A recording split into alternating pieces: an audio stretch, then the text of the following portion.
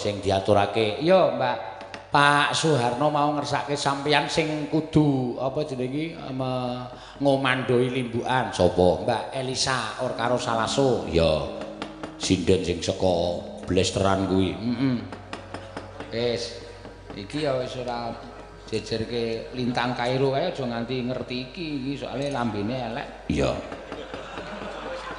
Nek omong waton ting pecotot ra karo-karuan. Ayo ge jumeneng. Nah. Nggih. Ora kaya. Nggih niki kula ten niki apa dhuwur ki apa basane? Dhuwur apa bener tenginggil. Nggil. Napa den nyandap. Niki mriki nggih. Trap kedua. Oh ya. Trap kedua ndak keduren. Ya. Nggih sugeng dalu sedaya mawon. Sedherek sedulur-sedulur. Saka wonten segawe apa? Segawe kecamatan Pagerwojo Tulungagung. Kae Bapak Suharno ki sing ngagem rasukan kae. Nggih wau sampun kepanggih kulane. Cepet. Sampun kepanggih. Omongane wis ora jelas sampun cepet. Iya, ya wis ben ra apa-apa. Beliau purna tugas. Purna tugas ya, selama udah 40 tahun ya. Nggih, wonten bapak-bapak saka kepala sekolah pirang-pirang mergo panjenengan iki Dinas Pendidikan. Ya, Dinas Pendidikan Kabupaten Tulungagung. Semoga bisa jadi teladan ya, Pak. Wah, pumpian yo Basa Jawa. Muga-muga sedaya saged dados teladan. Kangge sedaya mawon. Bener. Ya. Wis nganggo kebaya nganggo gelungan kok basa Indonesia, basa Jawa. Keperucutan.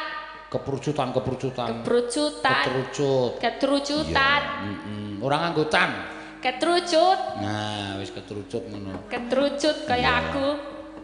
Pak Haji Sukron Suwondo ya rawuh. Nggih, wau nggih sampun kepanggih idola.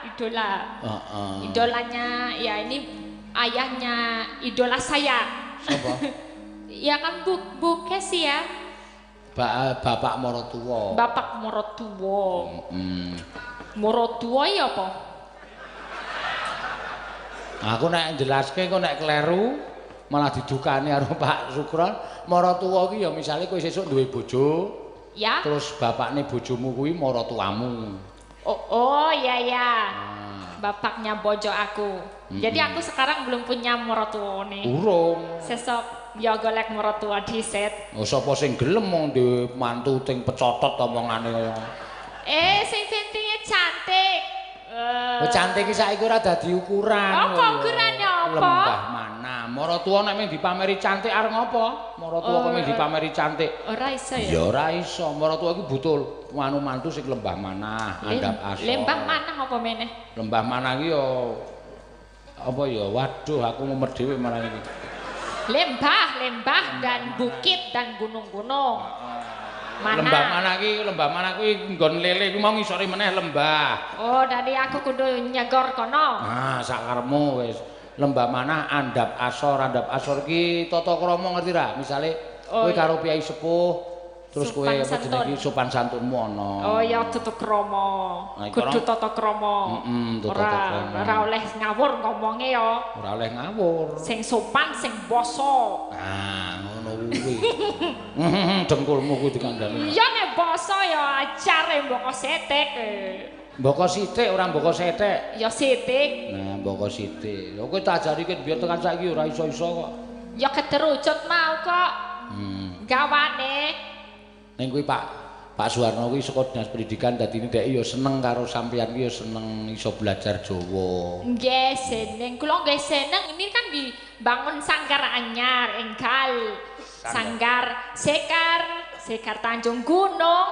Nggih. Terus iso dinggo anak-anak kecil-kecil kabeh iso ning kene kabeh sinau budaya Jawa. Katanya ada dalang juga 24 ya apa bahasa Jawa nih kalih 24. Kui dalange saka SD tekan SMA kalih 24 kabeh. Bapak wis ben mengke kae wis.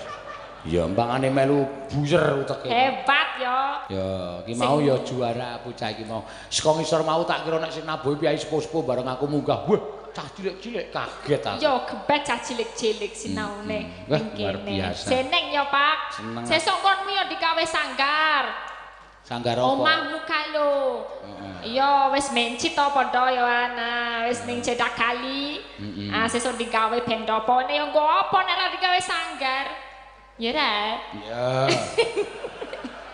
Baye. Oh iya ki sanggar iki nganggo dhuwit padake Pak Soeharno kuwi pensiun duwe sanggar wis apa-apa sarwana ya awak dhewe iki nek ora mbarang saben bengi ngene iki ya ora duwe dhuwit ayo. Iya, yo aja pesimis iki, kudu optimis. Tadi tetep keren wis Mas Nugroho duwe sanggar ngono lho. Gleleng yo. Kowe iki ndene tak jak kok blas ora nganggo pak to. Pak Seno. Ah, ora ming Seno Nugroho anggape aku adimu kok piye? Ya ora kuwi ada sesuk nek ning tulis ning kon surat kabar kan ya ora nganggo pak. Ning surat kabar ning koran ya mosok ditulis pak. Tetep Seno Nugroho memiliki sanggar. Wah, keren gleleng padake. Keren gleleng padake. Ameng wong ngomongnya mbok wis engko do tak ajari basa kabeh. Oh, diajari sing ngajari basa Kromo Elisa Urtarus Alasu. Sapa? Sesuk sanggarmu kuwi lho. Nah aku ndek sanggar terus bocah-bocah sing ngajari basa Kromo Elisa Urtarus Alasu. Wah, rusak kabeh. Iya, wis wong tuane iso nuntut awake dhewe. Iki bocah 6 tahun kok iso ngerti ndasmu. Kuwi nek ora saka Elisa ora bakal kelakon. Iya, ya ora apa-apa, Mak. Iya. Sa, iki saka Bapak PLT Kepala Dinas Pendidikan iki sing ganti menjadi Bapak Haji Muhammad Soeharno. Ya. Nyuwun tembang kangen diaturake. Ya, ngono ya, Mak. Iya. Diaturake. Dipawani. Heeh. Mingkar minggu rengu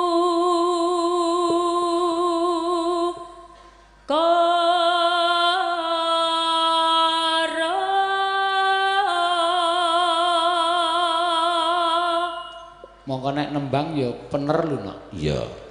Nek omong kok embuh. Iya. Iki ilatku paling kang selupan demit. Ilat nek ngomong ilate ke kang selupan demit. Sajake mangane. Akarono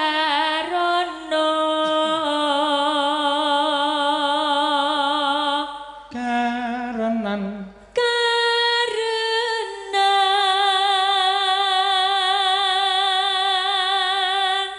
Marti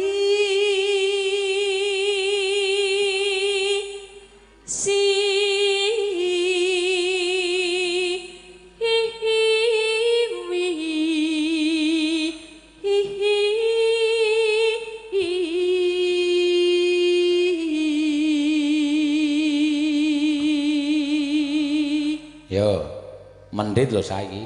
Mendit apa, Pak? Hah? Tinggi ya, mendit. Mendit iki nek cara yoja tinggi. Tinggi. Dhuwur banget iki mendit. Dhuwur. Berarti nek munggah kene. Hah? Dan tekan kudu munggah kene. Rasa sing mendit iki suarane kok ora kowe.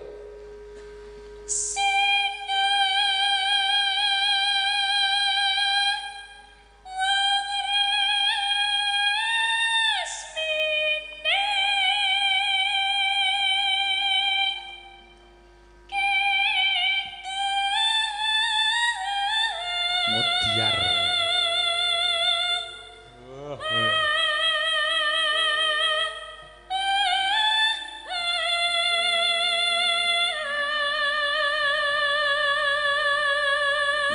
Iya, dhuwur tenan. Dhuwur banget iki gamelane. Iya, kagungane Pak Sukron, Pak Haji Sukron. Iya.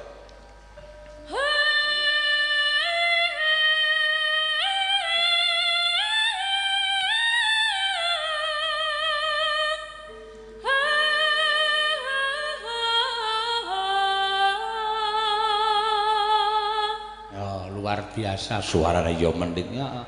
Monggo asine iki ora ndek cita-cita dadi sinden kok. Wong luluse S2 psikologi kok. Dadi sinden. Cita-citaku ganti-ganti kok, Pak. Biyen wis tau pengen jadi jurnalis, terus pengen jadi menteri pendidikan. Makanya aku sok ngelesi barang, ngelesi cah cilik-cilik. Terus saiki ya kan kowe jadi jurnalis, dadi menteri pendidikan ki wis kelakon urung? Dorong, kayak dhuwuren. Sidane dadi sinden. Ya duwe sinden ya tetep dhuwur, Ding. Nah iya derajate ya dhuwur sinden iki Dhuwur. Ning ora pas karo jurusanmu. Iya ya, Pak. Ya piye aku tak ngelamar kerja beratine. Ya ora apa-apa. Ora apa. Nah. Oh ya ketoke pancen ngono ya kudune ya, Pak. Heeh. Kowe arep golek meneh, Pak? Lilo, Pak. Apa ditinggal? Golek neh piye maksude? Arep golek meneh to? Lah, kowe iki nyak awan kerja bengi wayangan ya iso kok. Oh iya iso ya, Pak. Iso. Lah matane piye? Matamu kuwi kok. Lah yo le melek piye maksudene? Nek misale awan melek, bengi melek, le merem kapan? Melek. Melek. Melek-melek. Iya. Nek awan melek, Heeh. bengi melek, terus le merem kapan? Lek. Lek. Kane iki aja dipatekke. Lek. Lek. Lek. Lek. Ah, aja melek. Telek. Telek. Apal nek basa kaya ngono. Iya, ya. Sinupa Sinukerta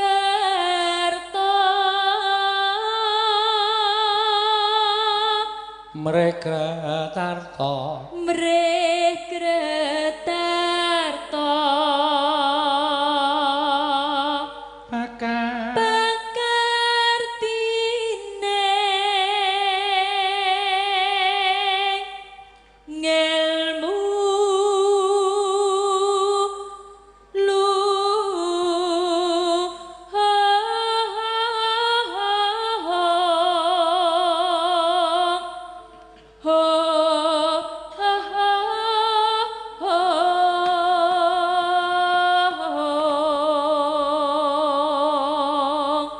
didodoki ngopo ya? Ora apa-apa ndak. Dereng rampung bedel. Hah? Dereng rampung. Aku ndandani kotak kok. Oh iya.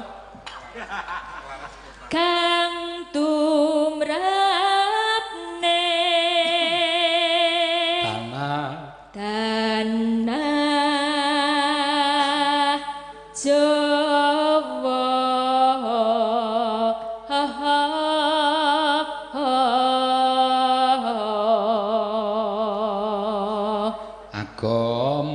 agama gemeng aji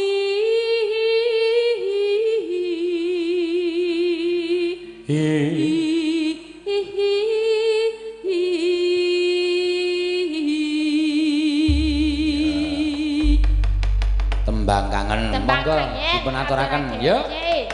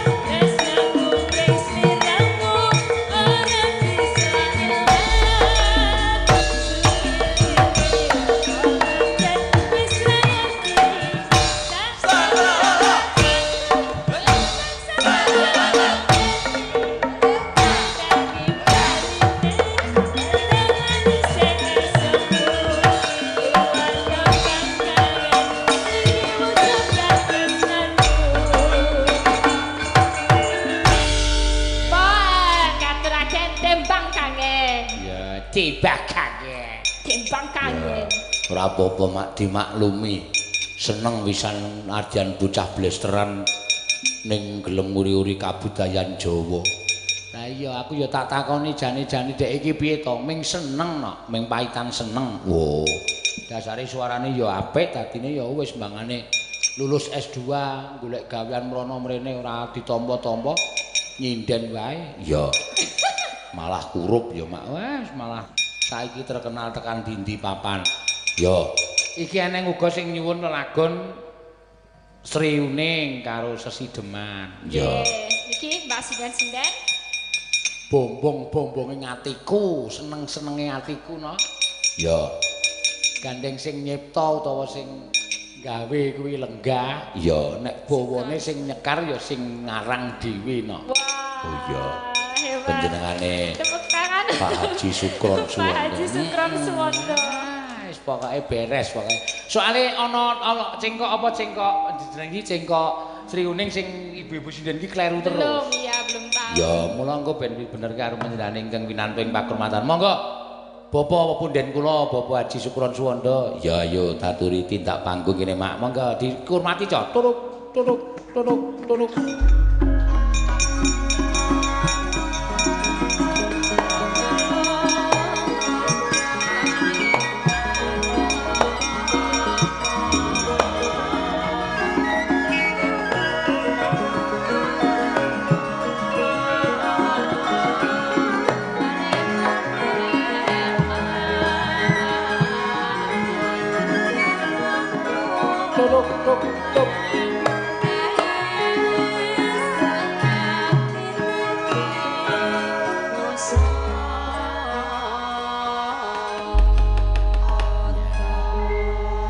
Assalamualaikum Mbak Sukron. Waalaikumsalam warahmatullahi wabarakatuh. Waduh, jan. Riyen Mas. Pripun? Assalamualaikum warahmatullahi wabarakatuh, Mbak. Waalaikumsalam warahmatullahi wabarakatuh. Ki Haji Sukron Suwondo, sempak gula katur. Kok enak simpake barang. Sembah. Hah? Sembah. Oh, Simbah. Mas. Koclok. Kula niki sumarep niki waragen niki ngendikan kaya kudu mutah-mutah. Riwayat logat. Asli saking pundi, Mas? Menika saking Lambelu kalian saking pundi, Mbak? Sekatali. Saking toli-toli. Toli. Iya. Sulawesi ngendi? Sulawesi Tengah. Toli nggih. Toli. Dudu. Ndak penak yo. To, Mas, to. Apa ana apa sing bener napa niku ten mriki? Wonten mriki sing bener napa? Mboten niku nggih sampun bener. Oh bener. Kok iso murid toli iki sapa iki? Wis apik-apik kok iso dienggokke maneh. Oh ya Allah. Oh tol. Mas Nugrali menggalih dipikir sik terenggujen. Nggih. Matur suwun lho anu Pak Sukron, Pak Haji. Sami-sami. Sampun kepareng berkahi kalian kula. Kula menika wah luar biasa. Wiwit Pak Haji Sukron Suwondo ngasta ning TBS pertama kali aku wis wah kedanan karo wayangane no. Sampun supit nggih Mas tahun niku. Kula Nggih. sampun Oh. SMA nalika semanten, Pak. Oh. Nggih. Kula nggih silaturahim kalian penyanyi Bapak Haji Muhammad Soeharno sowan dateng segawe Pagerwaja. Luar biasa. Ngerti Mbak, luar biasa. Ngertos ke? Luar biasa. Amazing. Luar biasa. Apa? Nek jawane apa ya, Pak? Ayo. Luar biasa nih. Bapak iki mau ora preso kowe muni amazing ngono malah. Njaba kelumrahan. Ora sak kaprahe. Nggih. Cara Dara Kageng ora kaya sak kaprahe.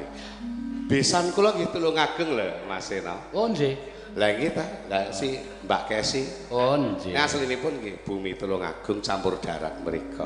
Nggih. Mila kula sowan mriki padha karo pinanggih kalian para anu besan piyambak. Nggih. Ngertos Mbak besan. Badet. Besan. Besan. Besan. Besan pindho telu papat. Besan pindho telu papat. Koclo.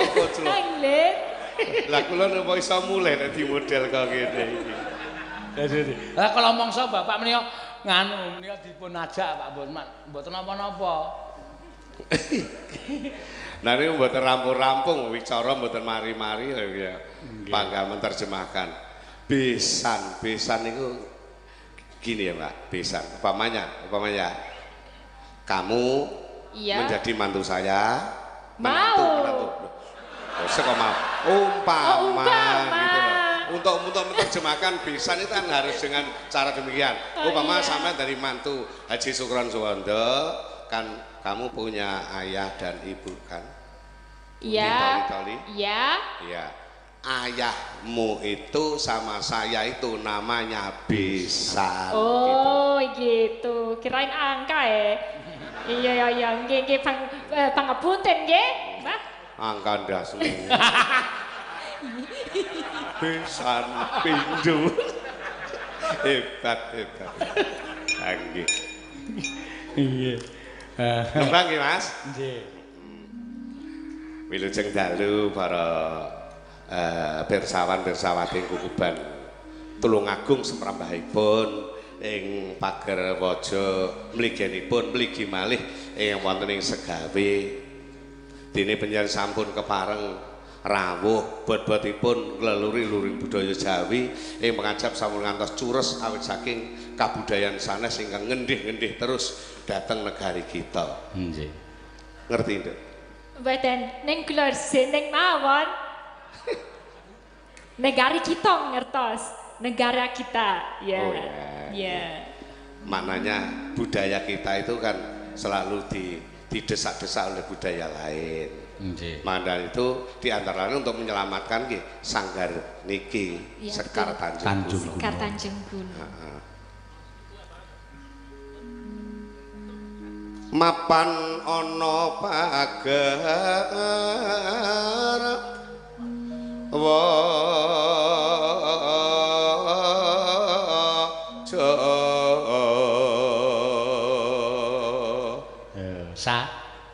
Bapak menika menawi ini kalau nyekar nembang itu tidak pakai ditulis, langsung Di sini. langsung ngarang langsung. Kecerdasan tiada tara. Wong gerang kok lem ngono iki malah isin lho, Nduk. Wong gerang kok dilem. Kecerdasan tiada tara. Tara-tara cengelmu. Cengel iku. Hebat. Nggih. Pangkur nggih. Ing Segawe tanpa gat anggleluri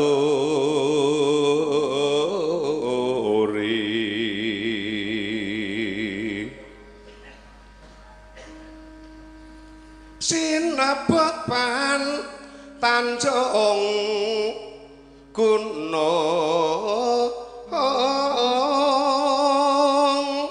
Wulu sukune kecekel. Ora ngerti wulu suku kowe. Wulu ngerti, wulu pitik. Bulu pitik. Ngene kaya urip nek kowe. Urip lah. Ngleluri kapu dayan.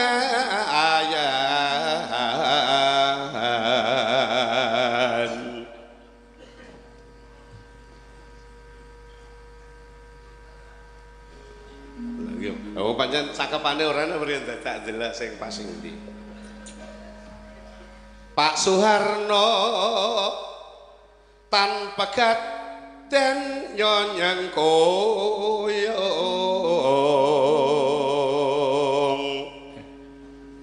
nyengkoyong kang kabudayan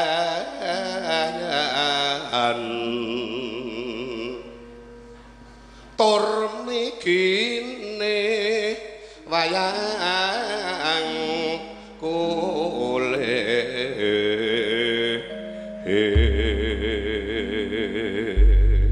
Luar biasa, tepuk tangan. untuk Haji Sukron Sepondo aku gumun, Pak. Kok iso ya? Kowe S2 wae sengoro iso ngarang cakepan langsung. Kita jeblok dasku nek koyo ngono ra iso. Ra iso. Jeblok kok saiki tak delok polomu kaya ngopo. Perlu pangkur Mas Eno nih, wow pangkur. Pangkur spontanitas ning cirine pun ngantos dipun baleni kon baleni malih Pak. Mboten saged wong mergo sing metu nggih niku. Ya. Metu mboten saged dibaleni. Metu neh sesuk. Wes kentruk. Wong Yojo iso. Ya. Lah niki rencana-rencana sami tanggap sedaya lho, Pak. Lah nggih. Ning luar biasa. Lah nggih.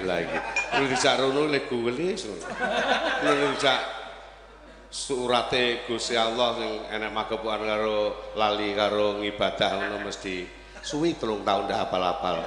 Bismillahirrahmanirrahim. Alhaqum mutaqis surgata surtum laqabir kala subhanallahi wa ta'ala subhanallahi kalalang talamun angin yakin la tawang jakin sumalatar pun angin yakin sumalatu saluna yamaidzin aninaim Allahu akbar ngimami traweh. Lek mboten cepet kan bubar sing jamaah. Ngerti cepet, Mbak? Cepet tahu. Sama cepat. Cepet ya kan?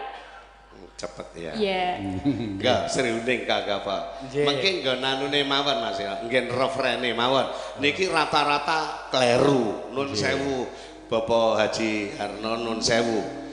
Niku rumiyin sumbere kan panjenenganipun Mas Wito Puding Gesian. Nggih. Nggih. Masa ta Mas? Innalillahi wa inna ilaihi. Nggih. Dados niku namung krungon-krungone dikumandhangi kali Waranggana. Duka wonten muni ngaten, nggih namung ditulis krana midhangetipun namung ngaten, nggih lepat niku nggih mboten gagas. Lah kula piyambak nun sewu, ing kapinujon nulis niku taun 18 sanga niku bener niku pun wangil mboten jamak. Lah perkara virale mboten maido. Kula teng pundi mawon niku krungu lagu Sriuning. Yang Semarang krungu kapinujon dateng Jakarta ngoten krungu malah musik anu Pak Kaji wonten mriku musik sanes gamelan teng Kalimantan nggih krungu jaman Cik Jaya ning Ngujang jaman Cik Jaya ya ampun Niku napa, Mbak? Ngujang niku le jelas niki angel Kok pada ketawa ya Ngujang? Hah? Ngujang kok pada ketawa semua itu tempat seneng. Bisa seneng kalau kan Ngujang. Kalau angkanya 19 atau 21. 19 atau 21. Masa urung cetha ngono kuwi. Begenten. Rumiyin. Kula nggih nate dipun timbali wayangan ping kalih wonten mriku. Kok saged begenten kok iso meteng ya iki ya gumun. Lajeng lahir ngaten sepasaran nanggap wayang.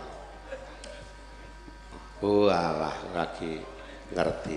Monggo sinten ingkang dipun dawuhi Mas. Mengki ngen refrene kula sing. Ayo Sa, kamu lagi enggak? Oh iya, oke. Biar Bapak bangga kamu itu orang luar bisa nimbang. Aku juga bangga seneng aku bisa duet sama ini maestro. Kapan meneh lo toh? Maestro. Maestro.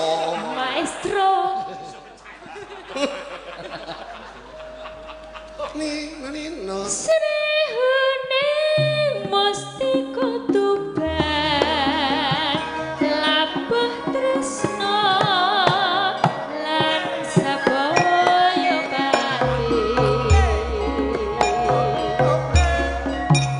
marang Raden Wiratmaya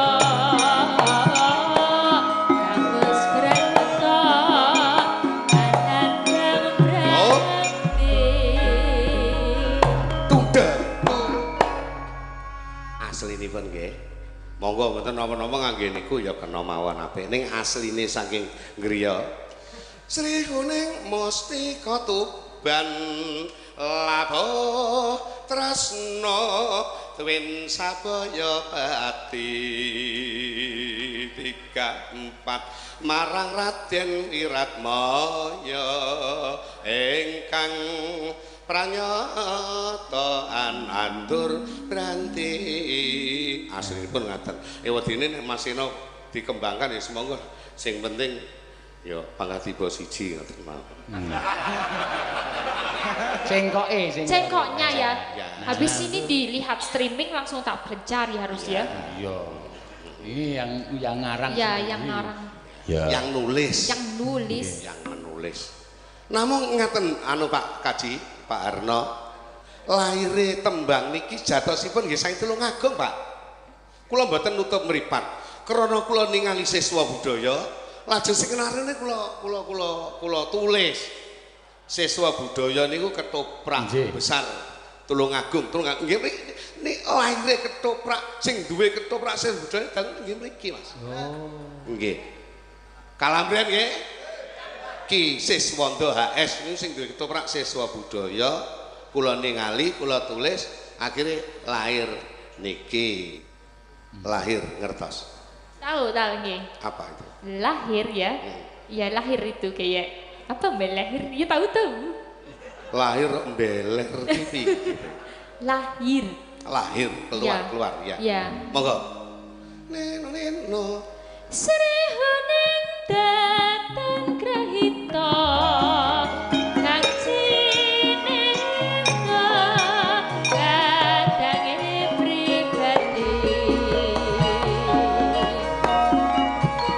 Wiratmaya putranira Srolawe adipati tugas Sri Kuning putraning abdi wangsa pati nalika ing uni kapomo ing Madyalaga tuk perang agung lawan Minajengga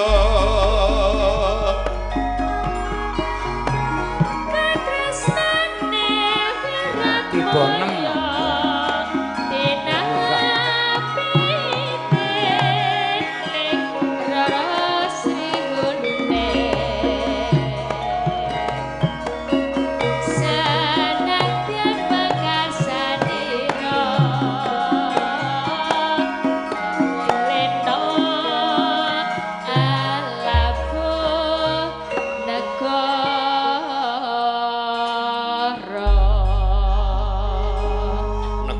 kena ning asline negari asline. Oh, negari. Nggih. Kalian ingkang wau Pak ingkang neno niku fatal sangat kata sangat salahipun. Lho, Malang niku wonten, Malang mriku. Sinden niku akhire satru Bakara Sriuning. Lagi sinden do satru perkara sinden satru Bakara Sriuning. Nun sewu. Sing muni niku nggih asli pesinden mriki ning tumut kula rada suwe ngoten. Lah niki pun rame enten mriku wonten Malang mriku. Sriuning putrane ngati Wangsapati nalika ing uni lajeng dipun ngetaken Mbah benere dudu kuwi. Nalika ing uni yo mboten saged ning kaset yo ngene iki kok. Kok iso nganti jotosan. Utange pedhot sisih. Saking ramene.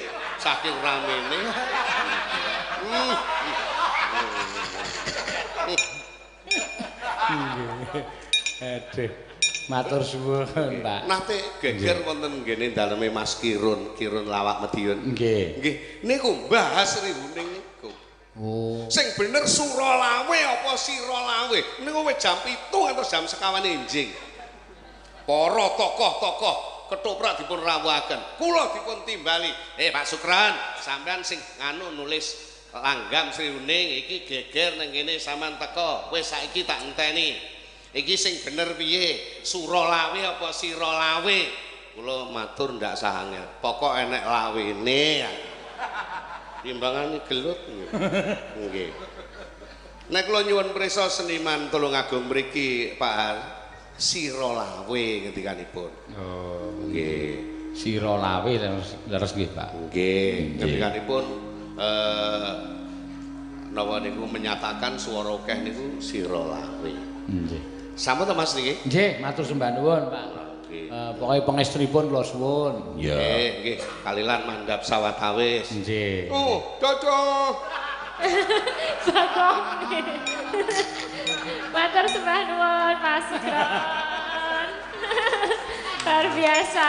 Dengan ini kita mulai ya Pak. Dengan ini kita mulai udah diklarifikasi harus kita mulai yang benar. Lah iya kudu disebarke sing bener. Nggih.